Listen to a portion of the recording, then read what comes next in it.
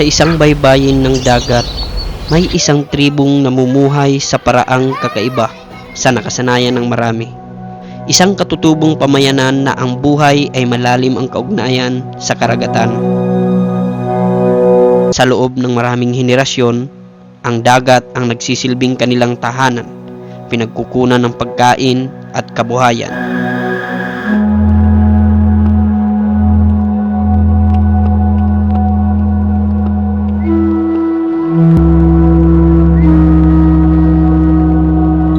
Taglay nila ang mayamang kultura, natatanging tradisyon at simpleng pamumuhay na naipasa mula sa kanilang mga ninuno.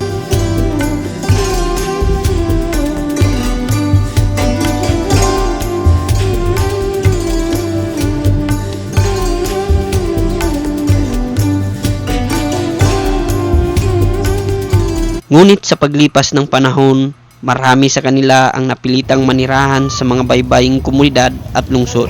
Madalas natin silang makita sa mga lansangan.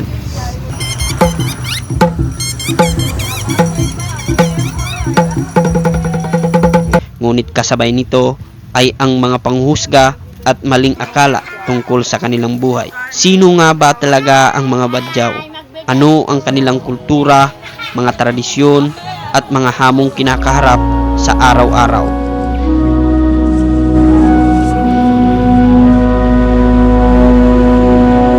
Natutuwa yung mga bata na makita tayo. Hello!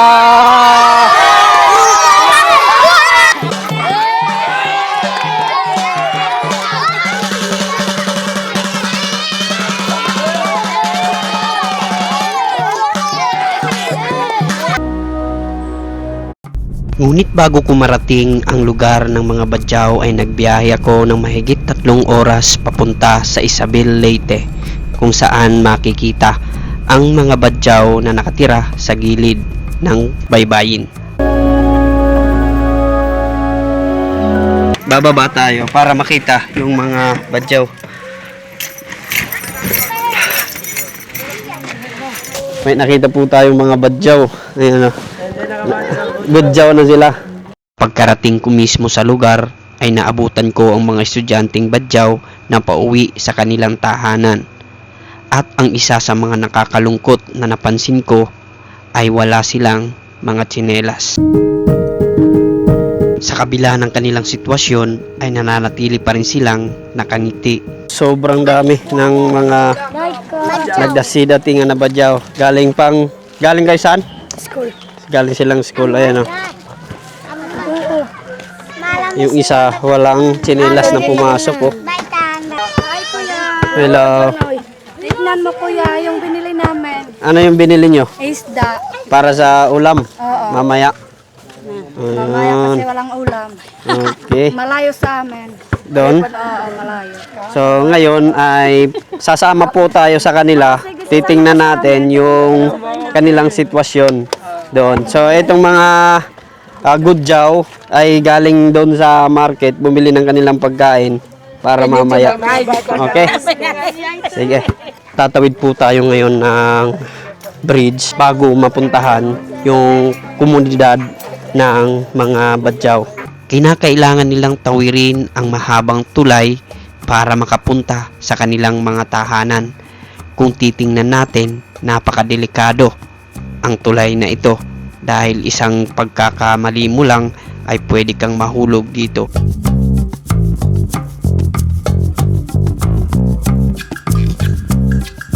Habang papatawid na kami sa tulay upang makauwi sa kanilang mga tahanan, may isang bagay akong napansin na talagang ikinalungkot ko. Ang ilang mga bahagi ng kawayan na kanilang tinatahak araw-araw ay marupok na. At ang lambat na nagsisilbing harang o proteksyon ay may malaking punit na. Sira. Ayun o. Araw-araw, itong tulay na to, ito yung isa sa mga nagiging daan nila papunta sa bayan. Pero nakakalungkot lang kasi mayroong ibang mga parte na sira. Kung meron kawayan, ipayos tayo. So lalagyan lang ng kawayan. So makikita po natin pati yung harang na net ay butas na. maaring lumusot yung mga dadaan dito. Tingnan natin, no? Delikado kapag biglang bumigay yung kanilang tulay dahil gawa lang to sa kahoy, oh. Hindi ba kayo natatakot na tumawid dito, baka bumigay? Hindi, kasi masasanay na. So, ayan, oh, mayroon tatawid, walang tsinelas. So, dahan-dahan lang po tayo. Ayan. Parami yung mga bata. Ayan, oh. Ba't wala ka lang tsinelas? So, nakakalungkot lang yung dinadaanan nila ay pagiwang-giwang at medyo may pagkaluma na. Marupok na rin yung ibang parte ng kawayan at yung sa gilid nitong nakaharang na net ay mga butas. Hala. Ayan, oh. Gumigiwang habang naglalakad tayo. At ang nakakalungkot dito, yung mga estudyante na nag-aaral, karamihan walang mga tsinelas o sapatos na suot. Galing ka sanay? Merkado. Merkado? Namili ka isda? Oo. Sige. Mga tindahan. Lapis talaga ito mo tito. Oh. Ganito yung daanan nyo araw-araw dito. Gaano kahirap? Hirap. Ayan, oh. Pagkatapos nating tumawid sa hanging bridge, dadaan naman tayo sa bamboo bridge sa gitna ng mga bakawan. Ikaw na kuya. Ayan, yung dinadaanan nila dito. Ako magalay-alay. So yung mga estudyante, katulad ni ate, anong pangalan mo? Indra. Hendra, walang mga tsinelas. Saban. Ayan, oh, wala rin tsinelas. Analiyo. Ayan, oh, sira. Baka lumusot tayo. Ako. Yan mo. Dahan-dahan. Ako mauna, be. Ayan, oh. Pinagkumpul-kumpul na kawayan yung daanan. 3 piraso. So, kapag nagsabay-sabay, pwedeng bumigay. So, meron bang dito, panahon na nag-high tide? Yes. Ay, tayo baka ng taob. Yung taob, yung lumalaking tubig Oo. dito, kaya may tulay. So, hindi ba kayo nababasa? Nababasa kami. Nababasa kayo? So, kapag tumatawid kayo dito, paano yan? Papasok kayo ng paralan, basa. Okay lang. Natanggalin namin yung medyas namin. Tinatanggal yung medyas. Para hindi mabasa. Yan, nakita po natin yung sitwasyon dito. Sobrang hirap ng mga pinagdadaanan ng mga kababayan natin na mga badyaw. Makatawid lang at makapag-aral lang. Araw-araw tinitiis ng mga estudyanteng mga badyaw makapasok lang sa paaralan ang ganitong klasing daanan. Maglalakad sila sa pamamagitan ng tulay na ito na pinagtagpi-tagpi na gamit sa kawayan ng mahigit 25 minuto makarating lang sa kanilang mga paaralan at kanilang mga tahanan. Makikita po natin na yung linalakaran natin ay 2 kawayan lamang at minsan 3 para lang makatawid papunta ron sa kanilang mga bahay. Ayan, o. Tingnan nyo. At ang isa sa mga napansin ko rito ay medyo marupok na yung ilang mga parte nito. Kagaya nito. Kaya yung mga estudyante, doble ingat. Kasi pag nalaglag ka, siguradong mababasa ka. Hindi ko lubos akalain na meron pa palang mas may mahirap ang kalagayan. Isa sa mga rason na maging grateful tayo sa buhay kung ano man yung estado natin. Kasi makikita natin yung ibang mga kababayan natin dito sa liblib na bahagi ng kadagatan.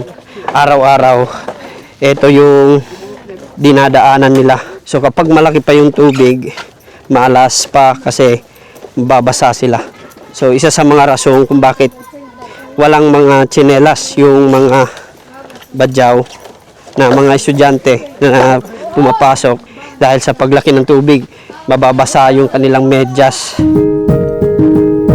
At pagkarating ko mismo sa kanilang lugar ay naging mainit ang pagtanggap nila sa akin.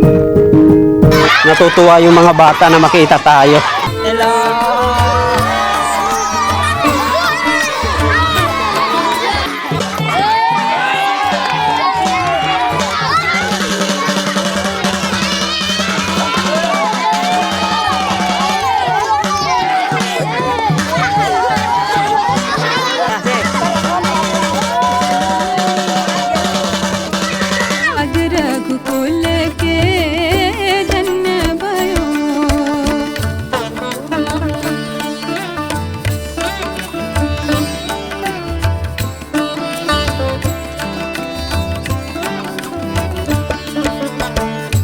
Karamihan sa mga badyaw na nakakasalamuha ko rito ay mababait at masayahin. So wala ditong nakasimangot na nakikita ko. More on sa kanila ay palangiti kahit nasa ganitong sitwasyon na sobrang hirap ng kalagayan nila kasi nasa ibabaw sila ng dagat nakatira, pero makakita natin sa kanilang mga mukha na talagang masaya sila sa kanilang pamumuhay. Sa kabila ng kanilang pagiging kontento, hindi pa rin natin maitatago yung hirap ng kalagayan nila. Ano ang hiling mo dito sa inyo? Ha? Pamahapluma ng pera. Pera? Oh, nanabahay. Pera lang. Pangdinding. Playstone. Nangahan. Kawayan. Oh, Oh, ayaw nyo yung semento? bawal. Bawal? Kaya pala ganito yung setup ng kanilang mga bahay kasi bawal magtayo dito ng mga ng mga semento. Yung karaniwang request nila dito ay yung pambili ng mga kawayan na gagamitin para sa kanilang bahay. So, meron silang kuryente. Makikita po natin yung linya ng kuryente dito. Maliwanag pag gabi. Pupunta po tayo dito sa pinakadulo para maipakita ko sa inyo yung buong komunidad. So, karamihan dito nagsasaing na. Nagsasaing na kasi wala pang kakain. Yung mga bata.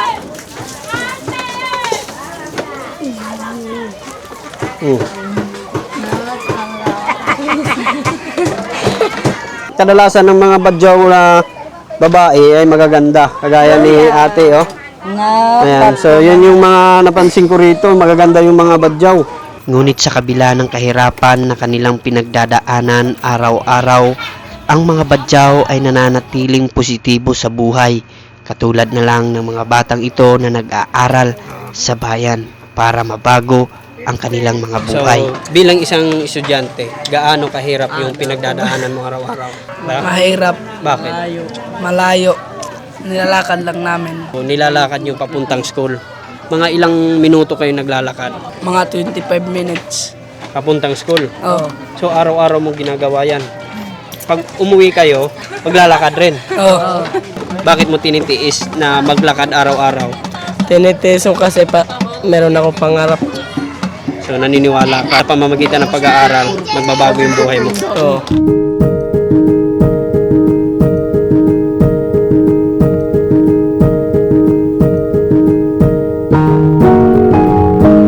Makikita natin, no? Sagana sila sa tubig. Yung tubig na to, sir, galing saan? Sa dagat din? Hindi. Saan mismo? Bayan. Magkano yung minimum nyo dito? Yung kadalasan minimum namin, 500 buwan.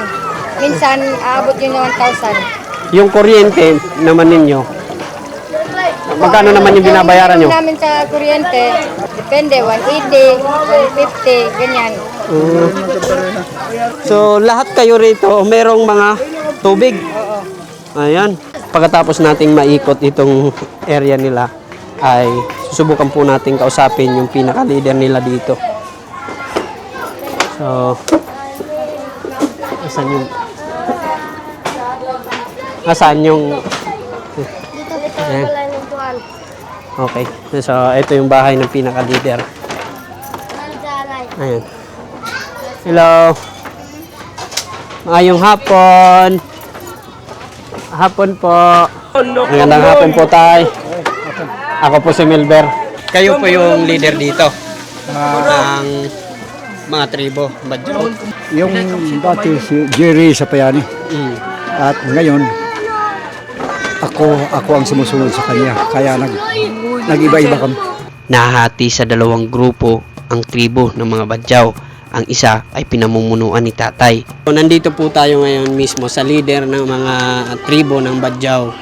So makakausap po natin personal ang leader nila na si, ano pangalan niyo po tay? Jerry Balansi. Ilang taon na po kayo tay? 61 ko. So yung tribo ninyo nahahati sa dalawa. Oo. So ibig sabihin dalawa yung namumuno. Oo. So doon sa isa si Jerry. Jerry Sapayani. So dito sa nasasakupan nyo, Jerry Balansi. yung hinahawakan yung mga tao, ilang piraso po? 300 plus. So yung kasama na yung mga bata. Oo. Yung mga bahay po na nakatira rito, ilang piraso rin po? Sa lahat or sa aking hinawak? Sa inyong hinahawak? Mga 48 lang. 48. Gaano po kahirap yung sitwasyon nyo dito? Ang kahirap namin kung halimbawa kami lalakad doon sa bayan, malayo, at yung lalakaran namin mahirap. Ay, Bakit? nakita mo naman yung dadaanan namin, mga kawayan. Yun ang makahirap sa amin. At saka yung baka nabuhay rin, mahirap. Ano yung pangunahing hanap buhay ninyo dito? Yung panagat, mamamana, yun. At maraming kuskus balungos nila. Yung sabi nila, huwag kayo maghanap buhay dito. Hindi makuha ng ibang isda, hindi makuha ng ibang shells. Bakit? Ay ayaw nila. Pinagbabawal. Pinagbabawal nila. Yun nga makahirap sa mga katulad namin ng Badyaw. So pinagbabawalan kayong mangisda sa dagat? Oo. Pati yung compressor, bawal rin. Bakit daw? Ay sabi nila, ang ginamit daw nila, kuskus, yung lason.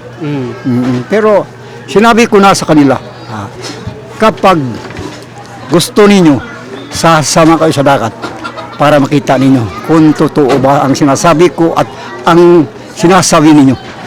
Sabi nila, wag na. Yun lang ang sa kanila. Sino po yung tinutukoy nyo? Yung namumuno ba rito o yung gobyerno? Yung gobyerno, yung mga yung mga pulis, yung bantay dagat, yung mga Coast Guard? Oo. Sila yung nagbabawal sa inyo? Kaya nahihirapan po kayo? Oo. Hindi kayo makapaghanap buhay? Na makapaghanap buhay pero minsan din. Siguro matagal-tagal ang mga 6 or 7 na buwan. Nangawil kami doon. Malayo kami sa isla sa Kalanggaman. Binabawalan din. So Awil ng palangri. Saan pwedeng mangisda? Ang sabi nila, yung banda lang dito sa amin. Paano pag wala ng isda rito sa inyo? Ay, wala kayong pagkain? Wala. So ano po yung maging mensahe niyo para sa kanila? Ang sinasabi namin, dapat yung pinagbabawalan ninyo, yung lason, pati yung lambat na pino, ang yung maliit na mata, pati putok. Oo. Sabi nila gumagamit kayo ng mga lason Oo. at saka yung mga lambat na pino. Kaya pinagbabawalan kayo. Oo. Kung hindi kami taga dyan, ayaw nila nang papunta kami dyan. Sa ibang, halimbawa dito, pati doon sa kabila, Bawal kayo. bawal. At saka yung doon sa mga isla-isla. So sa area nyo, doon lang kayo pwedeng mangisda. Oo. Minsan sa iba, pwede, pero diyan lang. Pati sa yung ibang lungsod, ibang barangay, ayaw. So kaya yan yung hinaing nyo na payagan kayo. Oo. Kaya ang gusto namin, nasabi ko na yan, nakapunta na ko doon sa Manila at saka sa Iloilo, gidala ko sa NCIP, sasabi ko sa kanila, hindi na magsige humingi ng mga Badyaw. Sabi ko, ganito, ay bakit hindi humingi ng mga Badyaw? Dahil sa mga patakaran na ginagawa ngayon maraming kuskus balungos. Yun pala ang makahirap sa amin. Mm. So kaya nasa lansangan kayo nanghihingi dahil pinagbabawalan kayong maghanap buhay Oo, na mangisda kahit na ang gamit nyo ay pamingwit. oo, So kaya yan yung dahilan kung bakit makikita natin yung mga badyaw na pakalat-kalat sa lansangan. oo, Kasi Yun. nanghihingi kasi wala na silang ibang mapagkukunan ng hanap buhay. oo, oo, oo. So kung meron lang hanap buhay na pwedeng papagkunan kagaya ng hindi pagbabawal sa pangingisda Oo. ay hinto na yung mga badyaw sa Oo. panghihingi sa lansangan. Oo. Alam mo, yung para sa akin yan, yung manghihingi, makahiya. Nakakahiya. Oo, nakakahiya. Pero paano kami mahiya kapag hindi kami lumalakad, humahanap ng pagkain, mamamatay kami. Tama. So yan yun na lang isa sa mga alternatibo yung paraan para kayo makasurvive araw-araw, yung pumunta sa lansangan, yung manghingi. Oo, oo, oo. So kung papayagan kayong mangisda na dito sa malapit, yung mga tribo nyo ay hindi na pagpapakalat-kalat sa lansangan. Hindi ko makasasiguro sa iba pero tungkol sa akin. Oh, yung pinamumunuan mo. Oo, Okay po. So ganun pala yung hinaing nyo oo, sa gobyerno. oo. Kung meron pong babaguhin dito sa lugar nyo, ano yung gusto nyong baguhin? Gusto namin baguhin yung batas na panganak buhay para hindi masyado siguro makakalat-kalat ng mga badyaw. Ang mga badyaw nagkakalat dahil sa ganyan na batas. Dahil sa sistema. Oo, sa sistema yan. Dito po sa lugar ninyo, ano po yung hiling nyo? Yung daanan namin, mahirap kami ho. Ay minsan yung mga bata o yung mga malaki, mahulog dahil sa ganyan ng sistema. Daanan. Oo, daanan. So gusto nyong magkaroon ng magandang daan Oo, oo, papunta rito. oo. So halimbawa po may emergency, gaano kahirap yung sitwasyon nyo? Minsan magtulong-tulungan. Yung bangka namin, tutulungan, pupunta doon, pagkatapos tumatawag doon sa LGU na humingi ng tulong. Pero hindi mahirap rin kapag humingi kami tulong sa LGU. Sa pamamagitan ng pag-uusap namin ni Tatay Jerry, dito ko mas nakilala kung sino talaga ang mga badyaw. Sila yung mga taong tunay na may mga pusong Pilipino. Makikita sa kanila ang pagiging matatag, masipag, at higit sa lahat, nagtutulungan.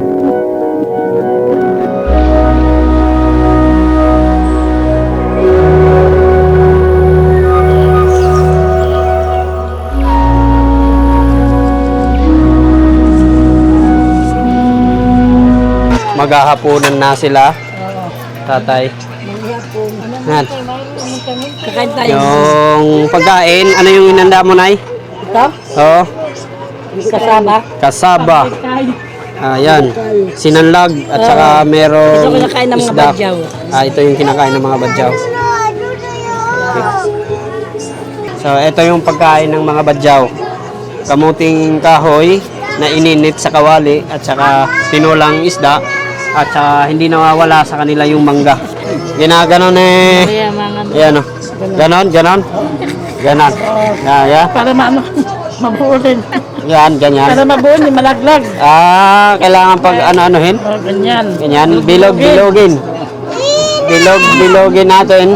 Ayan, higop si tatay. Kain. Sabaw. Kailangan mong bilog-bilogin pala. Ayan. Higop ka ng sabaw. Ayan na.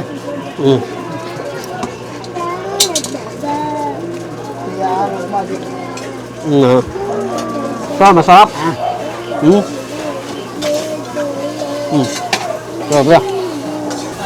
Oh.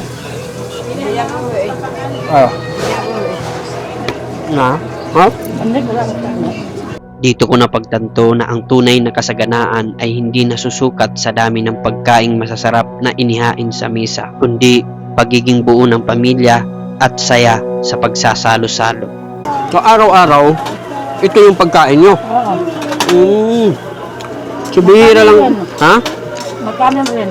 Pero bihira lang kayo kumain ng kanin. Kamuting kahoy, mangga, isda, may sinangag pa. Ayos. Okay. Pagka sa mga badyaw. Habang tumatagal ang aming pag-uusap habang nagsasalo-salo, ay dito ko rin nalaman na dalawa pala ang asawa ni Tatay Jerry sa isang bubong. So sa isang bahay, dalawa yung asawa mo. Ito sa dati, yung isa. Ah. At ngayon, nakapunta sila rito dahil sa yung apo ko ng isa na hospital. So ngayon, kasasama kayo sa isang bahay. Yun yung ibig sabihin ko. Ayan. Nag-iwalay kami matulog. Okay. So, ayos. Hindi ba kayo nag-away-away? Hindi. Okay. May asawa ng iba. Okay. Ganun pala, si tatay, dati asawa niya si ate. Naghiwalay sila dahil tatlo na lang anak nila dahil sa hindi pagkakaintindihan. Ngayon, si ate na yung asawa niya. So, may anak na rin and then sa tatlo sa isang bubong. Tapos, masaya. Okay? Dalawang babae, isang lalaki. Dalawang babae at isang lalaki. Oh, tindi tay. Okay. Dito sa tribo nila, okay lang yung mag-asawa ka ng ilang piraso basta kaya mong suportahan. Kagaya ng pinuno nila dito sa isang tribo, dalawa yung naging asawa. Ito si nanay at saka yung isa naghiwalay. So, yung badyaw, pwede bang mag-asawa ng hindi badyaw? Pwede. Oo, basta magkasunduan. Basta magkasunduan. Yung asawa niya. Ito, asawa niya, Bisaya. Ilonggo. Pagkatapos naming maghapunan ay ipinakita naman nila sa akin ang kanilang tradisyonal na sayaw na kanilang ipinagmamalaki. चैत मास राम जी ने जन्म लियो भाग रघुकुल के धन्य भयो